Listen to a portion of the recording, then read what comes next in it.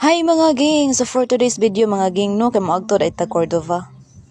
So among lawigon ning braid sa Lapu-Lapu kay naman dahil giingon nila during na viral daw nga mamaligya ay dadarig swaki dapita. So ana mo dugaya, amo din giadto ang Ruru Cordova.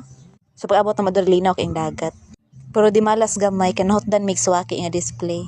Nahurot naman good og palit sa mga tao kay gidugok man sad maayo, chares. Ingon man si ate nga mabalik ra daw tong uban pod nga mamaligay og swaki so nagpaabot lang pod mi niya.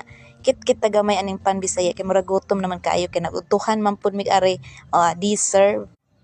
So ingon si ate babalik ra pod dayon so pila ka oras o pila ka oras pod paaboton. Sana ul paaboton. Pero bito magdugay pod naabot dayon si Manong Swaki o tara nakita nimo nga iyahan ang gipadbaran iyahang net para sa mga swaki. Tuwa dayon mo dugayan ni paduol po dayon may kay mura magidugog na sa mga tao basin hutdan sad me. Chares. So tag 150 ra ang balde guys so ganahan mo o anhan mo sayo.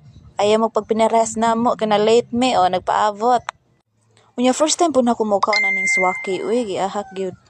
Mangwa na ko dugaya gyud ni ko ni ari jud ko diri nagpalit jud ko ani.